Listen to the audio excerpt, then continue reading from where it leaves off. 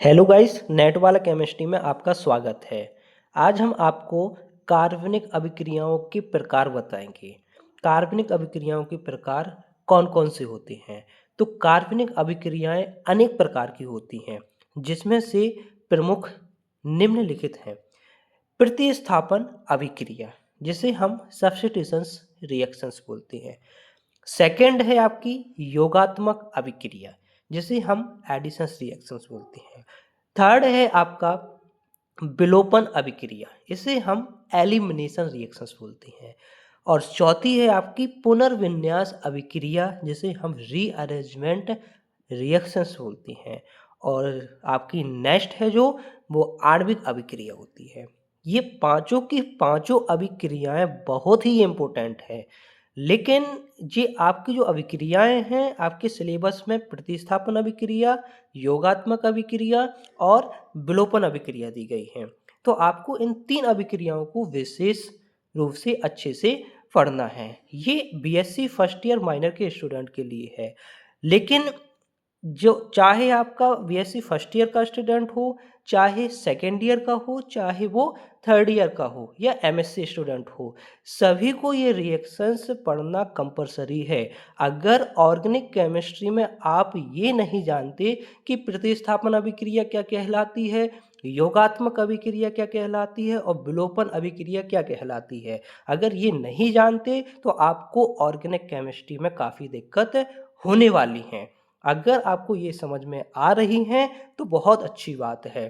तो चलो one by one करके हम आपको ये रिएक्शंस के बारे में बताते हैं।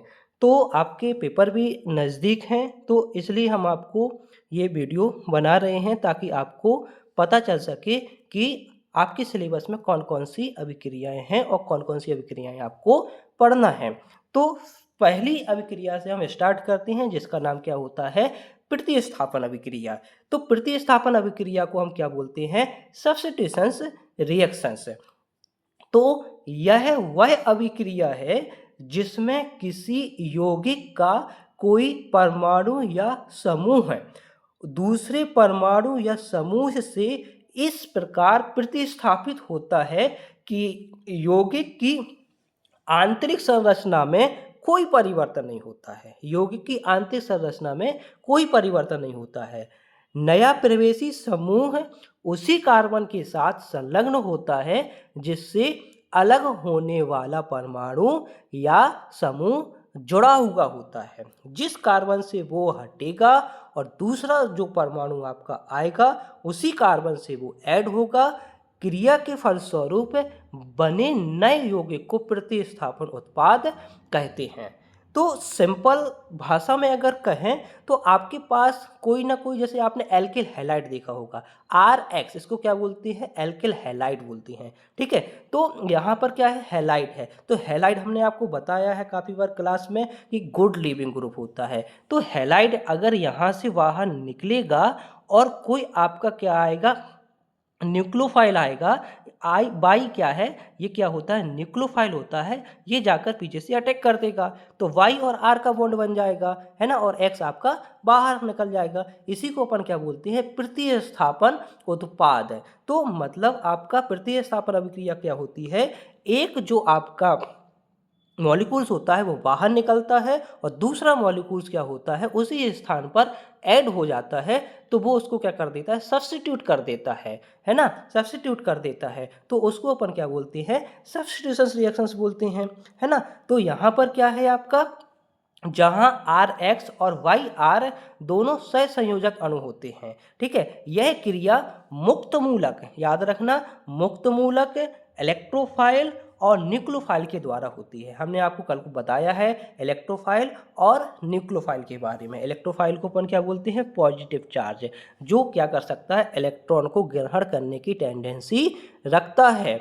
जैसे H+ है, इलेक्ट्रॉन डेंसिटी कम है, तो वहाँ पर क्या आएगा? आपका न्यूक्लियोफाइल आएगा, है ना। जिसके पास इलेक्ट्रॉन डेंसिटी ज़्यादा होगी वो क्या आएगा? इलेक्ट्रोफाइल की तरफ आएगा। इलेक्ट्रोफाइल न्यूक्लियोफाइल की तरफ जाता है, न्यूक्लियोफाइल इलेक्ट्रोफाइल की तरफ जाता है। इसको आपको याद रखना है। लेकिन सब्स्टिट्यूशन अभिक्रिया कितने में होती है? मुक्त मूलक में होती है, इलेक्ट्रोफाइल में होती है और न्यूक्लियोफाइल के द्वारा होती है। तो हैलोजनीकरण, नाइट्रीकरण, सल्फोनीकरण आदि इस प्रकार की अभिक्रियाओं की सामान्य उदाहरण हो गए। एल्केन और एरोमेटिक हाइड्रोकार्बन इस प्रकार की अभिक्रियाएं प्रदर्शित करते हैं। एरोमेटिक हो, एल्केन की, हाइड्रोकार्बन जो होते हैं वो इस प्रकार की अभिक्रियाओं को प्रदर्शित करती हैं।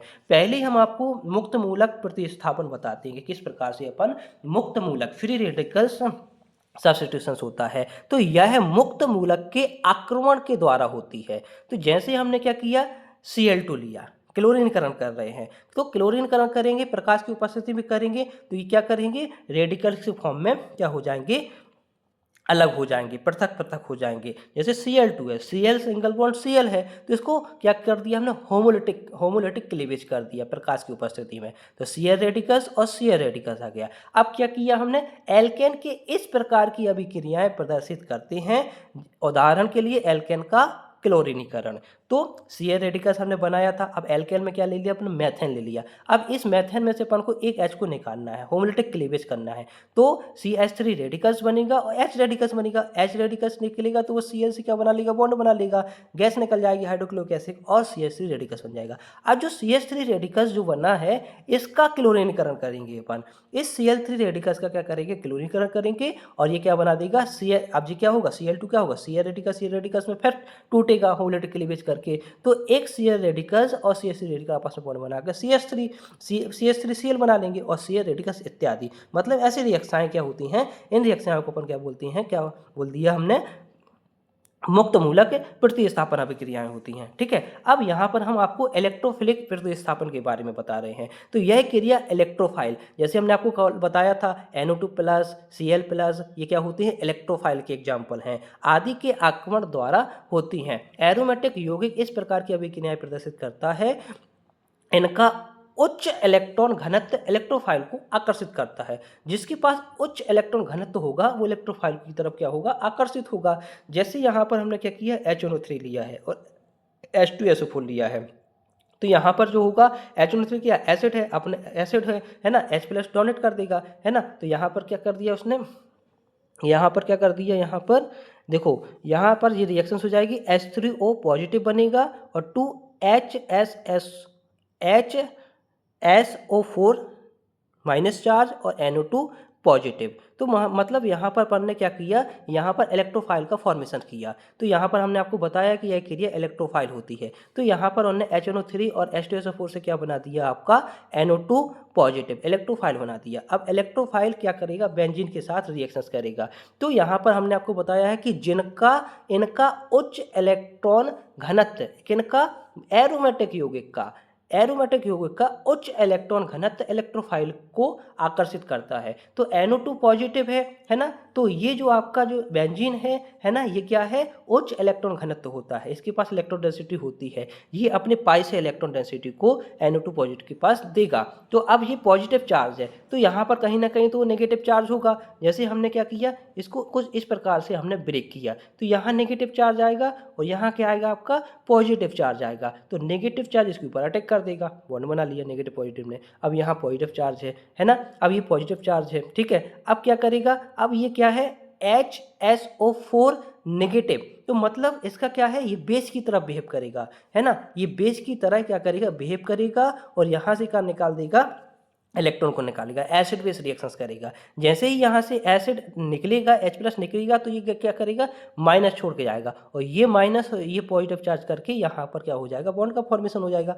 क्योंकि ये माइनस चार्ज है, ये क्या कर रहा है, डिलोकलाइजेशन में जा रहा है और NO2 के ऊपर भी क्या हो रहा है, डिलोकलाइज हो रहा है। डिलोकलाइज का मतलब कंजुगेशंस कर रहा है, मतलब अगर माइनस चार्ज कंजुगेशंस नहीं करेगा तो ये एसिडिक प्रोटॉन नहीं कहलाएगा, यहाँ से H नहीं निकलेगा। जब तक ये माइनस जो होगा वो स्टेबल नहीं होगा तब तक वो क्या करेगा, एसिडिक प्रोटॉन को बाहर नहीं निकाल पाएगा। यहाँ पर आप कोई भी बेस ले सकते हैं, बेस की प्रेजेंस में यहाँ से एसिडिक प्रोटॉन को बाहर निकालेंगे, बॉन्ड बना लेगा। आपको याद रखना है, जब भी अगर कोई एरोमेटिक कंपाउंड होगा, अगर उसका बॉन्ड ब्रेक करता है तो वो आगे जाकर वो बॉन्ड जरूर बनता जरूर है। तो इस प्रकार की अभिक्रियाओं को अपन क्या बोलते हैं, सब्स्टिट्यूशन रिएक्शंस बोलती हैं, ठीक है, इलेक्ट्रोफिलिक सब्स्टिट्यूशन रिएक्शंस बोलती हैं। अब न्यूक्लियोफिलिक प्रतिस्थापन क्या कहलाता है, यह क्रिया न्यूक्लियोफाइल मतलब नाभिक स्नेही के आक्रमण के द्वारा होती हैं, जैसे एल्किल हैलाइड की प्रतिस्थापन अभिक्रिया। एल्किल हैलाइड हमने लिया है, तो यहाँ से जैसे ही हैलाइड हमने बताया है गुड लिविंग ग्रुप होता है, यहाँ से ये बाहर निकलेगा और न्यूक्लियोफाइल, अब न्यूक्लियोफिलिक प्रतिस्थापन कर रहे हैं तो न्यूक्लियोफाइल आएगा, ऐड होगा और यहाँ से X बाहर निकल जाएगा, तो X को हमने बाहर निकाल दिया, तो न्यूक्लियोफिलिक प्रतिस्थापन अभिक्रिया कहलाने लगेगी। न्यूक्लियोफाइल अटैक कर रहा है और इलेक्ट्रोफिलिक प्रतिस्थापन में इलेक्ट्रोफाइल अटैक करता है ना, ये याद रखना है आपको। ये अभिक्रियाएं एक से अधिक प्रकार की क्रियाविधि के द्वारा होती हैं, जैसे SN1 और SN2, उनको याद रखना, ठीक है। यहाँ पर क्या होता है, एल्किल हैलाइड क्या होता है, आयनिक हो जाती है, R+ और X- में टूट जाती है, ठीक है। और R+ क्या होगा, कार्बोकेटाइन बन गया, न्यूक्लियोफाइल आएगा, ऐड हो जाएगा, तो क्या हो जाएगा, ये न्यूक्लियोफिलिक प्रतिस्थापन अभिक्रिया कहलाने लगेगी, ठीक है। अब हम आपको दूसरी जो नेम रिएक्शंस है वो एडिशन रिएक्शंस है, वो आपको हम बढ़ा रहे हैं, योगात्मक अभिक्रियाएं बोलती हैं, ठीक है। तो योगात्मक अभिक्रियाओं में क्या होता है, यह वह अभिक्रियाएं होती हैं जिसमें समान अथवा भिन्न पदार्थों के अणु आपस में संयोग करके केवल एक क्रियाफल देती हैं, क्रियाफल का मतलब प्रोडक्ट बनाती हैं। नए पदार्थ को योगात्मक पदार्थ कहती हैं, जिस पे ऐड हो रहा है उसको अपन योगात्मक पदार्थ बोल देंगे। इस प्रकार की अभिक्रियाएं एल्कीन और एल्काइन और कार्बोनिल यौगिकों आदि में होती हैं, एल्कीन में होती हैं, एल्काइन में होती हैं और कार्बोनिल कंपाउंड में भी होती हैं, जिनमें द्विक और त्रिक आबंध होते हैं, जिनमें द्विक और त्रिक आबंध होते हैं वही क्या देते हैं, योगात्मक अभिक्रियाएं देते हैं। अगर द्विक और त्रिक आबंध नहीं होंगे तो कैसे उसके ऊपर ऐड होगा, नहीं हो सकता है, ठीक है। तो आपको सिंगल बॉन्ड नहीं होना चाहिए, डबल बॉन्ड और ट्रिपल बॉन्ड वाले पर ही हम योगात्मक अभिक्रियाएं करा सकते हैं। वास्तव में यह इनका विशिष्ट गुण है, ठीक है। योगात्मक अभिक्रियाओं में किसी द्विआबंध और त्रिआबंध वाले अणु में दो परमाणुओं या समूह का योग होता है, ठीक है, दो परमाणु अणु का क्या होता है, योग होता है, ठीक है। प्रतिस्थापन अभिक्रियाओं के समान ये अभिक्रियाएं भी इलेक्ट्रोफाइल, न्यूक्लियोफाइल, मुक्त मूलक के आक्रमण द्वारा होती हैं। जैसे प्रतिस्थापन अपन कराते हैं, इलेक्ट्रोफाइल का अटैक कराते हैं, न्यूक्लियोफाइल का अटैक कराते हैं और मुक्त मूलक के द्वारा भी कराते हैं, तो योगात्मक अभिक्रिया में भी होता है, ठीक है। इलेक्ट्रॉन स्नेही तथा मुक्त मूलक योगात्मक क्रियाएं सामान्यतः एल्कीन और एल्काइनों में होती हैं, जबकि जो नाभिक स्नेही होती हैं, नाभिक स्नेही मतलब नाभिक स्नेही न्यूक्लियोफाइल है ना, योगात्मक अभिक्रियाएं विषम परमाणु वाले द्विक आबंधों पर होती हैं। तो हम आपको बताते हैं कि इलेक्ट्रॉन स्नेही तथा मुक्त मूलक संकर अभिक्रियाएं सामान्य एल्कीनो एल्काइनों पर होती हैं, लेकिन नाभिक जो स्नेही अभिक्रियाएं योगात्मक अभिक्रिया होती विषम परमाणु वाले द्विक बंध पर होती हैं। तो यहाँ पर हम आपको एग्जाम्पल के थ्रू बता रहे हैं। अगर आपको यहाँ पर ये परिभाषाएं समझ में नहीं आ रही हैं तो आप रिएक्शंस के थ्रू समझ सकते हैं, ठीक है। तो यहाँ पर हमने क्या बताया था कि वह अभिक्रिया होती है जिसमें समान अथवा भिन्न पदार्थों के अणु आपस में संयोग करके केवल एक उत्पाद बनाते हैं, या नए पदार्थ को योगात्मक पदार्थ कहते हैं। तो अपना क्या है, एल्कीन है, ठीक है। एल्कीन के ऊपर अपन क्या कर रहे हैं, ब्रोमिनेशंस करा रहे हैं, तो यहाँ से एक बॉन्ड टूटेगा और यहाँ से Br2 का बॉन्ड टूटेगा, एक Br इस कार्बन के ऊपर लग जाएगा, एक Br इस कार्बन पर लग जाएगा, तो यहाँ पर टूट गया है ना। समान अथवा भिन्न पदार्थ होना चाहिए, है ना, क्या लिखा है, समान अथवा भिन्न पदार्थों के अणु आपस में संयोग करके केवल एक क्रियाफल देते हैं, एक क्रियाफल दे दिया, ठीक है, ऐड हो गए, ठीक है। यहाँ पर एल्कीन है। अब रिएक्शंस मतलब इसकी क्या किए हैं ने, यहाँ पर ने मैकेनिज्म को समझा दिया है। एल्कीन आपको दिया गया है H+ है ना, H+ HBr, ठीक है, HBr, तो HBr से क्या निकला, H निकला है ना, तो H+ है। अब यहाँ पर हम क्या करेंगे, एल्कीन को कुछ इस प्रकार से तोड़ेंगे, या इस प्रकार से अपन तोड़ सकते हैं, प्लस माइनस से तोड़ देंगे, माइनस है प्लस जो है प्लस माइनस क्या करें, बॉन्ड बना लेंगे, तो CH3 बन गया है ना। अब इसके ऊपर क्या है, CH2 पॉजिटिव चार्ज रहेगा, क्योंकि क्या है, जिस तरफ एरो रहेगा उस तरफ नेगेटिव चार्ज रहता है, ठीक है। अब यहाँ पर क्या है, प्लस चार्ज आ गया, ठीक है। अब इसके ऊपर प्लस है, अब Br माइनस बचा, अब इसके ऊपर क्या आ जाएगा, प्लस और माइनस करके बॉन्ड बना लेंगे, तो CH2Br बन जाएगा, है ना। तो इस प्रकार से होती है। तो ये इलेक्ट्रोफाइल अभिक्रिया है। देखो इलेक्ट्रोफाइल ने अटैक किया, तो यहाँ पर एल्कीन के ऊपर इलेक्ट्रोफिलिक योगात्मक क्रिया कर दी, तो यहाँ पर क्या है, H+ है, तो H+ क्या है, इसके पास क्या है, इलेक्ट्रॉन डेंसिटी की कमी है, लेकिन पाई अपने इलेक्ट्रॉन को डोनेट कर देगा H+ को, है ना, कर दिया, तो इलेक्ट्रोफिलिक योगात्मक अभिक्रिया कहलाएगी। अब न्यूक्लियोफिलिक योगात्मक अभिक्रिया कहलाती है, जैसे आपने कीटोन को ले लिया है ना, CH3 CH3।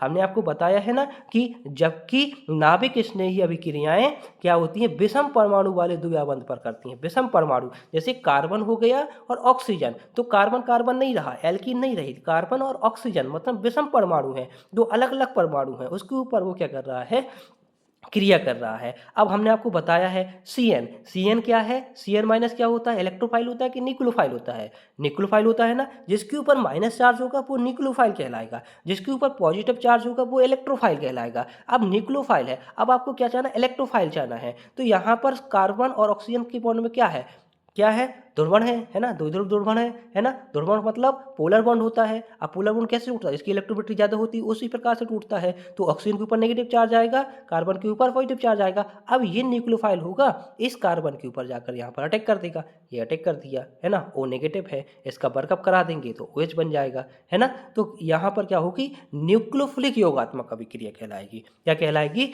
न्यूक्लियोफिलिक योगात्मक अभिक्रिया कहलाएगी। ठीक है। अब जो नेक्स्ट आपकी जो अभिक्रिया है उसको अपन क्या बोलते हैं, ब्लोफर अभिक्रिया बोलती हैं। ठीक है, एलिमिनेशन रिएक्शंस बोलती हैं। तो यह क्या होती है, योगात्मक क्रिया के ठीक विपरीत क्रिया है। यह वह अभिक्रिया है जिसमें किसी अणु में से दो परमाणु या समूह विलोपित हो जाते हैं, अर्थात निकल जाते हैं, और एक अतिरिक्त आवंध मतलब बॉन्ड बन जाता है। विलोपन क्रिया में दो परमाणु या समूह दो निकटवर्ती कार्बन परमाणुओं से निकल जाते हैं और एक नया द्विबंध या त्रिबंध बन जाता है, जिसे हम क्या बोलते हैं, एलिमिनेशन रिएक्शंस बोलते हैं। ठीक है, यहाँ से अपन को एलिमिनेशन करना है, यहाँ अपन ने ऐड किया था, यहाँ एलिमिनेशन कर देना है। एल्कोहलों का अम्ल उत्प्रेरक निर्जलन तथा एल्केहलाइडों का क्षारक उत्प्रेरक विहाइड्रोहेलोजनीकरण। ठीक है, ये इनके एग्जाम्पल होते हैं। हम इसको क्रिया के द्वारा आपको समझाते हैं। तो यहाँ पर क्या है, एक आपका क्या हो रहा है, यहाँ से निकल रहा है, ये क्या है, बाई क्या है, मान लो यहाँ पर बाई, अच्छा आपका लीविंग ग्रुप हो गया। ठीक है, या आपको मान लो कि यहाँ पर क्या है, ये क्या है आपका हाइड्रोजन है, एक्स को आप क्या मान लो, हाइड्रोजन मान लो, एक्स को क्या मान लो आप, हाइड्रोजन मान लो। ठीक है, वाई को आपका मान लो कोई आपका क्या है, लिविंग ग्रुप है, क्या है, लिविंग ग्रुप, अच्छा लिविंग ग्रुप है। जैसे आई हो सकता है, BR हो सकता है ना, ये हो सकते हैं, OMe हो सकता है, OTS हो सकता है, ये लिविंग ग्रुप होते हैं। ठीक है, तो यहाँ से हमने क्या किया, H को लिया, यहाँ X क्या है, H है, और Y क्या है, लिविंग ग्रुप है। हमने यहाँ पर क्या ले लिया, बेस ले लिया, बेस ले लिया, क्या ले लिया, बेस ले लिया। बेस क्या करता है, बेस क्या होता है, न्यूक्लियोफाइल होता है, जिसके ऊपर नेगेटिव चार्ज होते हैं उनको अपन बेस बोल देते हैं। जैसे KOH हो गया, तो KOH क्या है, एक बेस है, स्ट्रॉन्ग बेस है, एसिडिक प्रोटॉन को बाहर निकालेगा। तो यहाँ से ये क्या करेगा, एसिडिक प्रोटॉन को इसने बाहर निकाला, माइनस चार्ज आया, और यहाँ से निकल जाएगा लिविंग ग्रुप। तो माइनस और पॉजिटिव चार्ज मिलकर क्या बना देंगे, बॉन्ड का फॉर्मेशन कर देंगे, है ना। सिंगल बॉन्ड से क्या बना दिया, डबल बॉन्ड, अगर डबल बॉन्ड होता तो ट्रिपल बॉन्ड का फॉर्मेशन कर देता, है ना। तो यहाँ से क्या हो गया, विलोपित हो गए। तो क्या क्या विलोपित हुए, एक्स और वाई दोनों आपस में विलोपित हो गए। तो एक्स के ऊपर पॉजिटिव चार्ज आएगा और वाई के ऊपर क्या आएगा, नेगेटिव, तो एक्स वाई करके आपस में बॉन्ड बना लेंगे तो एक्स वाई बन जाएगा, है ना। अब वहां पर क्या लिखा था उदाहरण में, एल्कोहल का अम्ल उत्प्रेरित निर्जलन। तो एल्कोहल का, ये एल्कोहल हो गया आपका, अम्ल क्या हो गया, H+ हो गया, जैसे HCl हो जाता है ना। तो हमने आपको क्लास में काफी बार बताया है कि OH अच्छा लिविंग ग्रुप नहीं होता है ना, लेकिन वाटर अच्छी लिविंग ग्रुप होता है। अब अम्ल की उपस्थिति में रिएक्शंस करा रहे हैं, निर्जलन करा रहे हैं, तो H+ है और O के ऊपर क्या है, लॉन पेयर प्रेजेंट है, तो लॉन पेयर है, ये न्यूक्लियोफाइल होगा, है ना। जिसके पास लॉन पेयर प्रेजेंट होते हैं, इलेक्ट्रॉन डोनेट कर सकता है, वो क्या कहलाता है, न्यूक्लियोफाइल कहलाता है। तो न्यूक्लियोफाइल इलेक्ट्रोफाइल को प्रोटेक्ट कर देगा, बन जाएगा, है ना। OH2 इसने क्या कर लिया, OH ने H को ग्रहण कर लिया। ठीक है, तो OH2 बन गया, पॉजिटिव चार्ज आ जाएगा। अब इसको क्या करना है, जैसे ही चार्ज आ गया तो चार्ज को अपन क्या करते हैं, चार्ज को क्या करते हैं, न्यूट्रलाइज करते हैं। अब इस प्रकार से बॉन्ड को ब्रेक कर देंगे तो इस कार्बन के ऊपर पॉजिटिव चार्ज आ जाएगा, है ना, वाटर निकल जाएगा, क्योंकि वाटर अच्छा लिविंग ग्रुप होता है, लेकिन OH अच्छा लिविंग ग्रुप नहीं होता। इसको बनाने के लिए ऐसे एसिड की क्रिया कराती हैं। ठीक है, तो यहाँ से ये बाहर निकल गया, तो H+ बन गया। अब यहाँ से हम क्या निकाल देंगे, यहाँ पर क्या था, CH3 था, अब यहाँ से एक H को बाहर निकाल देंगे, है ना। तो यहाँ से H को बाहर निकाल देंगे, एल्कीन का फॉर्मेशन हो जाएगा। तो H- H+ बाहर निकल गया, वो आपका वाटर बाहर निकल गया। तो कुछ ना कुछ तो आपका क्या है, बाहर निकला है, ग्रुप सब प्रोडक्ट के रूप में बाहर निकलेगा, उसको अपन क्या बोल देते हैं, एलिमिनेशन रिएक्शन बोल देते हैं। ठीक है, और नेक्स्ट जो क्या होता है आपका, एल्किल हैलाइड क्षारक उत्प्रेरक हाइड्रोहैलोजनीकरण। तो यहाँ पर देखो सबसे पहले क्षारक की उपस्थिति, जैसे हमने ऊपर आपको बताया ना, सेम यही एग्जाम्पल है। तो यहाँ पर हमने कोई आपका बेस लिया, बेस क्या है आपका OH माइनस, जैसे QH होता है, स्ट्रॉन्ग बेस होता है, ठीक है। अब एल्किल हैलाइड है, ये क्या है, एथिल क्लोराइड है कि नहीं है, एथिल क्लोराइड इसका नाम होता है, और इसका क्षारक और प्रेरक भी हाइड्रोहैलोजनीकरण करा रहे हैं, ठीक है। तो यहाँ पर भी हाइड्रोहैलोजनीकरण मतलब हैलोजन भी बाहर निकल रहा है, ठीक है। तो यहाँ से क्या है आपका, क्या है, बेस है, क्षारक क्या कहलाता है, बेस कहलाता है। बेस क्या करता है, एसिडिक प्रोटोन को बाहर निकालेगा, ये क्या है, एसिडिक प्रोटोन है, क्योंकि यहाँ पर देखो इंडक्टिव इफेक्ट शो होता है, प्रेरणिक प्रभाव शो होता है, Cl की इलेक्ट्रॉनिक ज़्यादा होती है ना। तो इस CH2 के इलेक्ट्रॉन डेंसिटी को अपनी तरफ खींचेगा, है ना, अपनी तरफ खींचेगा, है ना, इस H की भी खींचेगा, तो H आसानी से बाहर निकल सकता है ना। अब जिसको ऐसे खींच रहा है ना, ऐसे खींच रहा है कि नहीं खींच रहा है इलेक्ट्रॉन डेंसिटी को, क्योंकि इलेक्ट्रोनेगेटिविटी Cl की ज़्यादा होती है, तो H बाहर निकलेगा और क्या वो ले लेगा, बेस को ले लेगा, एसिडिक प्रोटॉन है ना, प्रोटॉन को एक्सेप्ट कर लेता है बेस, तो इसने बेस एक्सेप्ट किया, माइनस चार्ज आया, यहाँ से क्लोरीन बाहर निकलेगा, पॉजिटिव चार्ज छोड़ेगा, तो नेगेटिव पॉजिटिव आपस में बॉन्ड बना लेंगे, एल्कीन का फॉर्मेशन हो जाएगा, और वाटर आपको बाहर निकल गया और क्लोरीन भी बाहर हो गई, क्योंकि क्या कर रहे हैं अपन, बी हाइड्रोहैलोजनीकरण कर रहे हैं। तो इस प्रकार से ये तीनों नैब रिएक्शंस काफ़ी इंपॉर्टेंट हैं एग्जाम में। इन 3 नैब रिएक्शंस में से जो आपको हमने पढ़ाया है, प्रतिस्थापन अभिक्रिया, है ना, एडिशन अभिक्रिया, जिसे अपन क्या बोलते हैं, एडिशन अभिक्रिया, जिसे अपन क्या बोलते हैं, योगात्मक अभिक्रिया बोलती है, और तीसरी जो होती है आपकी विलोपन अभिक्रिया बोलती है, जिसे अपन एलिमिनेशन अभिक्रिया बोलती हैं। बहुत इंपॉर्टेंट है, बहुत अच्छे से पढ़ना। Thank you, happy learning wise.